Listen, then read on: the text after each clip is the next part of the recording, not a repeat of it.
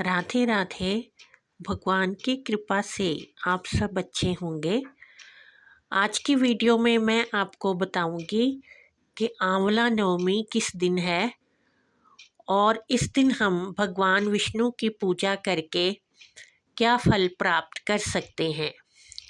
आंवला नवमी 10 नवंबर को मनाई जाएगी। इसे अक्षय नवमी भी कहते हैं।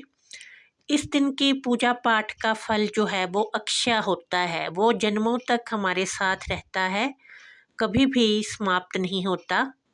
इस दिन आंवले का दान अवश्य ही करना चाहिए। अपनी सामर्थ्यानुसार जितना हम दान कर सकते हैं आंवला उतना करना चाहिए, लेकिन 108 नव आंवले की जो दान की बात है वो अवश्य ही की गई है।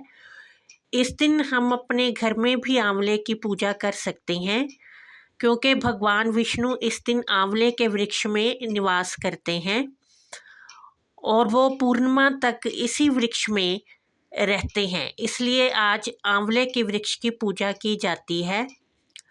इस दिन हमें आंवले का वृक्ष अवश्य ही किसी पब्लिक प्लेस में, बाग में या सड़क के किनारे लगाना चाहिए, क्योंकि वो जब बहुत भरा पूरा फल फूल जाएगा तो उसे पशु पक्षी और मनुष्य खाएंगे और उसका फल हमें अवश्य ही मिलेगा। क्योंकि कुछ लोग उसके नीचे आंवले की वृक्ष की पूजा भी करेंगे और भगवान विष्णु की जब वो पूजा करेंगे तो उसका कुछ फल वृक्ष लगाने वाले को भी अवश्य ही मिलेगा।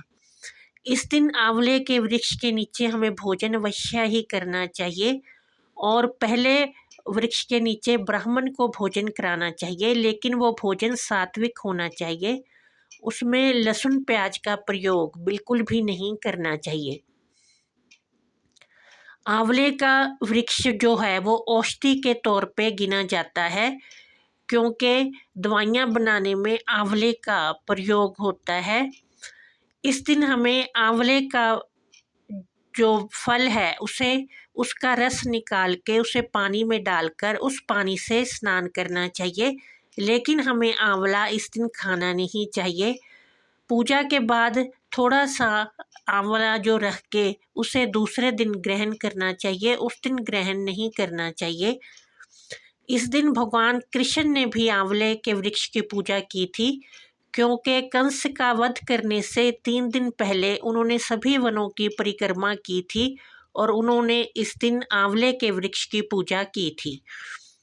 आंवला के वृक्ष की पूजा करने से हमारे संतान की रक्षा होती है, पति की दीर्घायु होती है और हमारे घर में सुख समृद्धि भी बनी रहती है।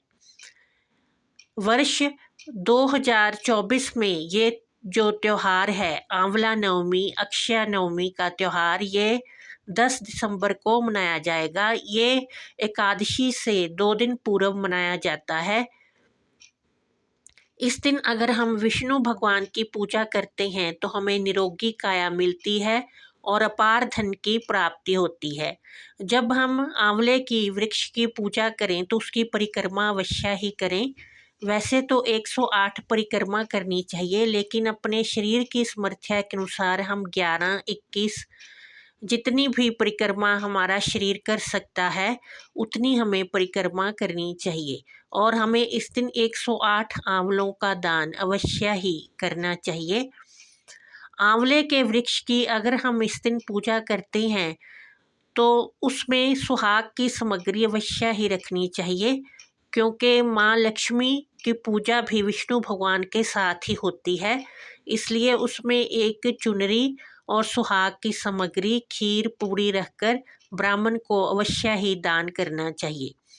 इस दिन अगर हम ब्राह्मण को आंवले का मुरब्बा दान करते हैं तो उसका हमें अक्षय फल प्राप्त होता है। ये फल जन्मों तक हमारे साथ रहता है। जय माता दी।